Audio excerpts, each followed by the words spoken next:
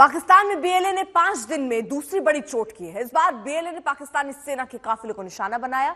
फिदायीन हमले में पाकिस्तानी जवानों से भरे बस को उड़ाया। दावा किया कि हमले में 90 पाकिस्तानी सैनिक मारे गए। हालांकि पाकिस्तानी सेना ने 90 जवानों की मौत की बात से इनकार किया। पाकिस्तानी सेना के मुताबिक हमले में 5 जवानों की मौत हुई। तो सैनिकों के हमले जो उन पर हुए हैं, पाकिस्तान अभी ये कह रहा है कि ये जितने हमले बताए जा रहे हैं उतने लोगों की मौत नहीं हुई है। 2 बड़े हमले, लेकिन 11 मार्च को ट्रेन हाईजैक हुआ और उसके बाद दूसरा बड़ा हमला 16 मार्च को आत्मघाती हमला, फिदायीन हमला, जिसमें बीएलए की तरफ से दावा किया गया है कि 90 सैनिकों को उन्होंने मार गिराया है। तो पहले ट्रेन हाईजैक और उसके बाद दूसरा बड़ा हमला, यह आत्मघाती हमला जो कॉन्वॉय गुजर रहा था उसमें दरअसल आत्मघाती हमला किया। पाकिस्तान अलग आंकड़े देते हुए नजर आ रहा है। आज अगर बलूचिस्तान के सामने पाकिस्तान लाचार नजर आ रहा है तो उसकी वजह वो खुद भी है। भारत के रक्षा जानकारों के साथ साथ पाकिस्तान की मीडिया का भी यही मानना है। बीएलए ने जिस तरह से बसों के काफिले पर हमला किया और पाकिस्तानी फौज का इंटेलिजेंस पूरी तरह से फेल साबित हुआ, पाकिस्तान के लिए ये किसी बड़ी चुनौती से कम नहीं।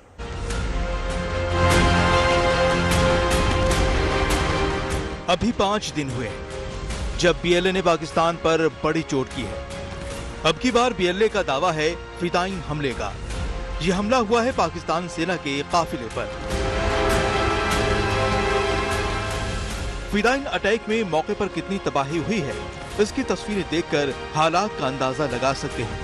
पाक सेना के काफिले में शामिल इस बस के पर खच्चे उड़ गए हैं।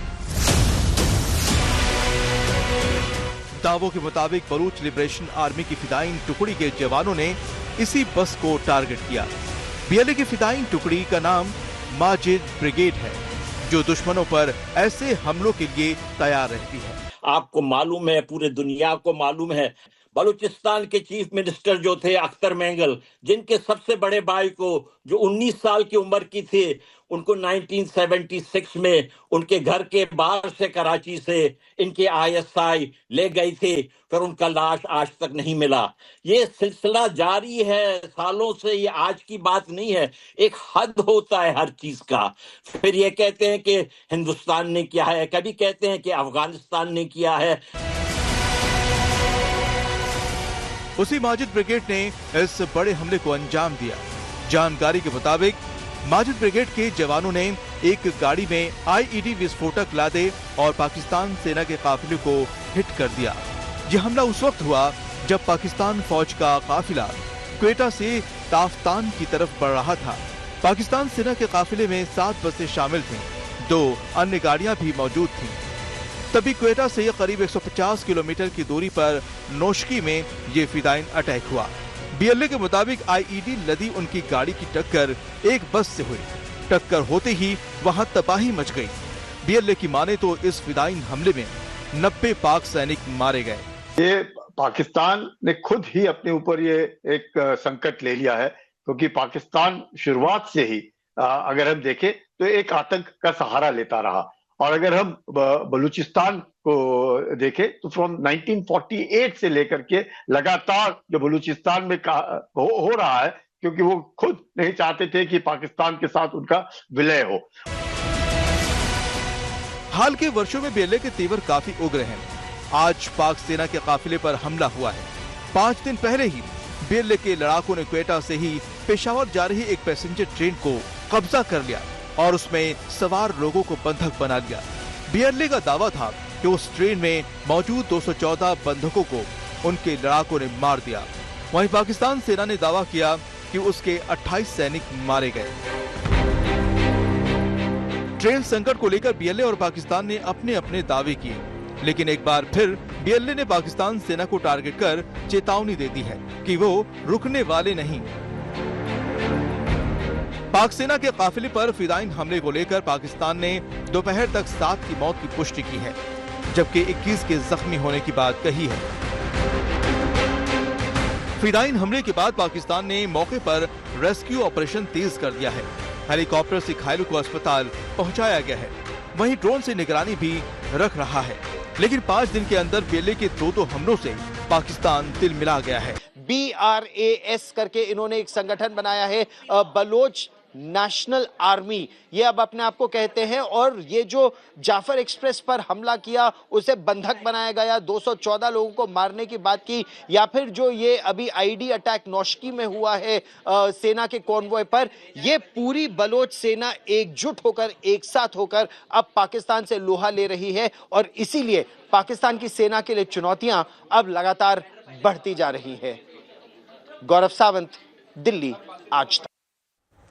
शिवानी हमारे साथ हमारे सहयोगी इस वक्त जुड़ चुकी है। शिवानी, अभी तक किस तरीके के आंकड़े पाक सरकार आधिकारिक तौर पर रख चुकी है, और फिदायीन क्योंकि ये हमला था उसमें भी उनका ये क्लेम करना कि हमने आतंकियों को मार गिराया, ये कहां तक जायज है?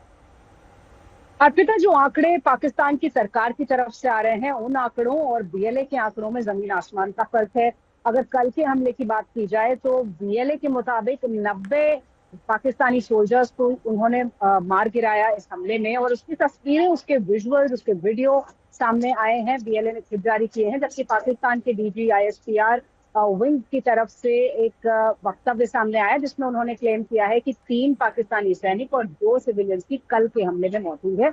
जबकि जाफर एक्सप्रेस का जो हमला था उसमें पाकिस्तान के आंकड़े कह रहे थे कि 7 सैनिक मरे हैं, जबकि 100 से ज्यादा की फिगर BLA ने दी थी।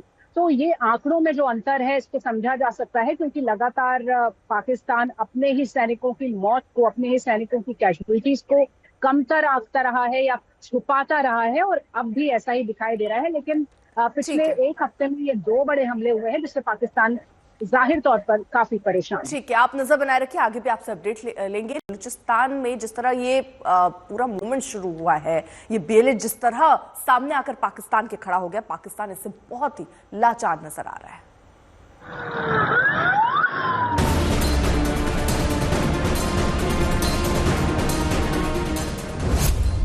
बलूच लड़ाकों के सामने नाकाम हुई पाकिस्तानी आर्मी।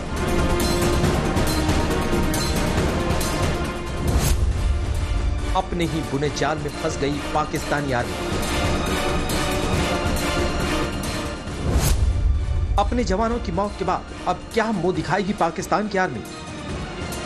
ज्यादा वक्त नहीं हुआ जब सब कुछ कंट्रोल में कर लेने का दावा किया था पाकिस्तान की आर्मी ने। बलूच विद्रोहियों को नेस्तनाबूद कर देने की शेखी बघारने का काम करने वाले आर्मी अफसरों को अंदाजा भी नहीं रहा होगा। दावा तो पाकिस्तान की आर्मी का यह भी था कि ट्रेन हाईजैक से जुड़े सारे विद्रोहियों को खास ऑपरेशन के बाद नियंत्रित कर लिया गया है और सुसाइड बॉम्बर्स को मारा जा चुका है। लेकिन आर्मी अफसर अपनी कमजोर इंटेलिजेंस को मजबूत करना भूल गए। इस अटैक के बाद अब पाकिस्तान कई मोर्चे पर घिर चुका है। खुद पाकिस्तानी फौज के हाथ से नियंत्रण फिसल रहा है।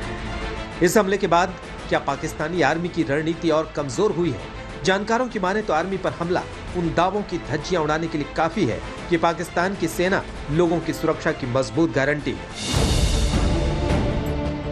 लगता नहीं कि अपने जवानों को खोने के बाद भी पाकिस्तान अपनी गलती मानेगा। उसकी आतंकी सोच का खामियाजा लोग भुगतते रहेंगे और वहां के हुक्मरान और सेना जिद पर अड़े रहेंगे। आज तक ब्यूरो। तो पाकिस्तान ने अपनी कब्र खुद ही खोली है। आप अगर खुद आतंकवाद को पालेंगे पोसेंगे तो इसका नतीजा कुछ ऐसा होगा कि वो आपको ही नुकसान पहुंचाएगा। ये बात पाकिस्तान को समझनी होगी।